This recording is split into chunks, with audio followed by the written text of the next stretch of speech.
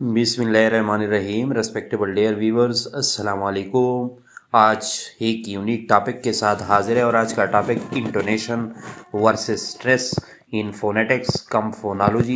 यानी ये फोनेटिक्स और फोनोलॉजी में जो प्रोनाउंसिएशन और स्ट्रक्चर या ग्रामर स्ट्रक्चर के लिए यूज़फुल होता है, तो इंटोनेशन वर्सेस स्ट्रेस के दरमियान क्या मेन डिफरेंसेस है, उनके डेफिनीशन विद एग्जांपल आप लोग के सामने रखेंगे।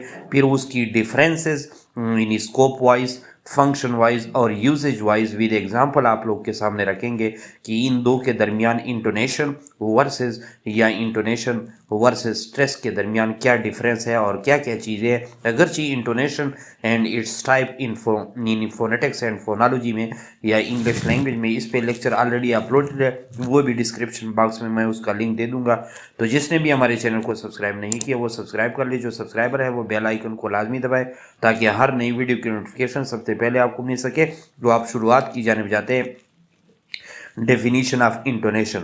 इंटोनेशन फोनेटिक्स में या फोनोलॉजी में या इंग्लिश लैंग्वेज में किस चीज़ को कहते हैं? यानी intonation refers to the variation in pitch while speaking. यानी जब भी हम इंग्लिश स्पीकिंग करते हैं तो हमारे आवाज़ में या साउंड में जो उतार चढ़ाव होता है या ups and downs in the pitch of any in while speaking इस कॉल्ड जो है इंटोनेशन। यानी स्पीकिंग के दौरान जो अप्स एंड डाउन्स या वेरिएशन या alteration in speech while speaking होता है तो इस चीज़ को हम इंटोनेशन कहते हैं। यानी जब भी हम बोलते हैं तो आवाज़ के अंदर जो उतार चढ़ाव होता है, rise and fall of the voice to convey different meanings, emotion and grammatical structure.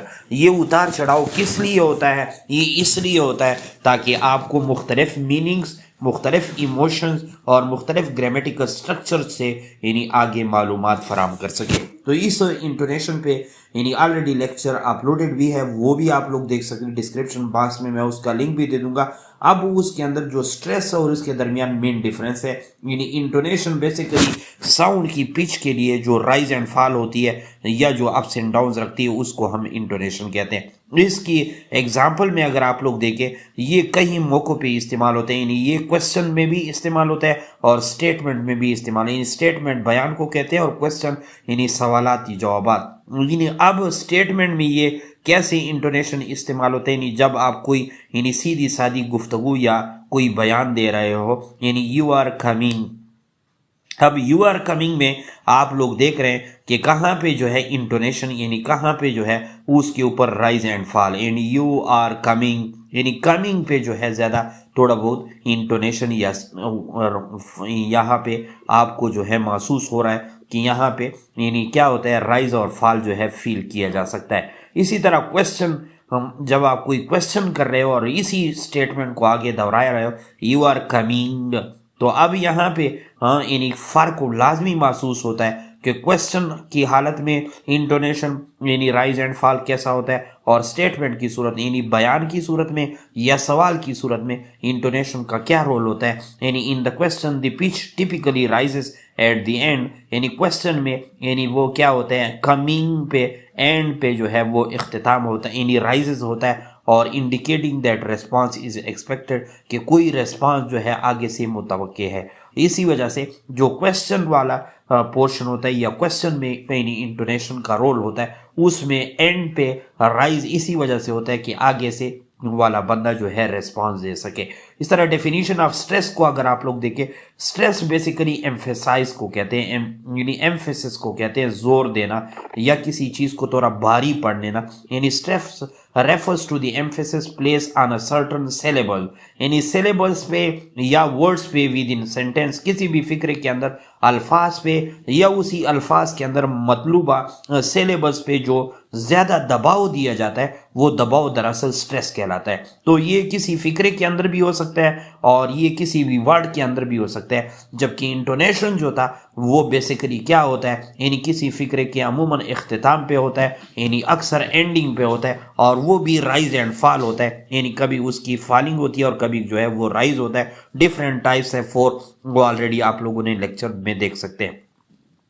Stress syllables जो होते हैं जिस पे इन्हें ज़्यादा जोर दिया जाता है ड्यूरिंग स्ट्रेस, वो आमतौर पर लाउडर होते हैं। इन्हें ज़्यादा लाउड आवाज़ से उसकी जो है इन्हें प्रोनाउंसिएशन की जाती है, और वो लॉन्गर होते हैं, इलांगेटेड भी होते हैं and have a higher pitch than unstressed one. इन अनस्ट्रेस सिलेबल्स की बजाय स्ट्रेस साउंड लॉन्गर भी होते हैं, लाउडर भी होते हैं, और हायर पिच ऑफ साउंड भी उसके लिए इस्तेमाल होता है। फॉर एग्जांपल यहाँ पे वर्ड रिकॉर्ड है, यानी रिकॉर्ड, ये नाउन और वर्ब के तौर पर अगर हम उसको प्रोनाउंस करेंगे तो यहाँ पे स्ट्रेस कौन सी जगह पे उस रिकॉर्ड पे वर्ड पे पड़ेगा।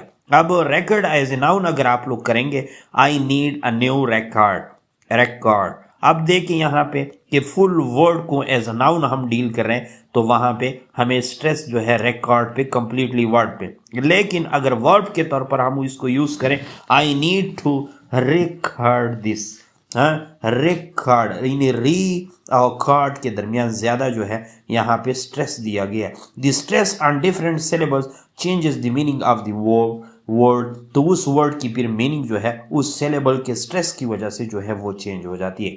अब अगर डिफरेंसेस नोट करना चाहे तो फंक्शन वाइज, स्कोप वाइज और यूजेज वाइज डिफरेंसेस बताता हूँ। यानी इंटोनेशन जो है वो किस लिए इस्तेमाल होता है, वो पिच की तब्दीली के लिए इस्तेमाल होता है। क्यों इस्तेमाल होता है? ताकि मुख्तलिफ किस्म के सेंटेंसेस, चाहे क्वेश्चन वाले हो, स्टेटमेंट वाले हो, कमांड वाले हो या इमोशन वाले हो, उससे उसे हमें सेंटेंसेस का पता चले, यानी किस चीज़ से, इंटोनेशन से। और स्ट्रेस से पार्टिकुलर सिलेबल पे हो या वर्ड्स पे हो, उससे हमें मीनिंग की क्लैरिफिकेशन या इंपॉर्टेंस हाईलाइट हो जाती है या मालूम हो जाती है कि मीनिंग इसका क्या मतलब बनता है। इस तरह स्कोप वाइज अगर डिफरेंसेस नोट कर ले तो इंटोनेशन जो है ये बड़े लार्ज पैमाने पे होते हैं, इन ऑपरेट्स और larger in stretches of speech like whole sentences और फ्रेजेस, यानी मुकम्मल सेंटेंसेस और फ्रेजेस की जो है जांच पड़ताल इंटोनेशन यानी बड़े पैमाने पे होता है। जबकि stress focuses on individual syllables or words within sentences, यानी एक ही वर्ड के अंदर एक ही स्ट्रेस पार्ट में या अनस्ट्रेस पार्ट को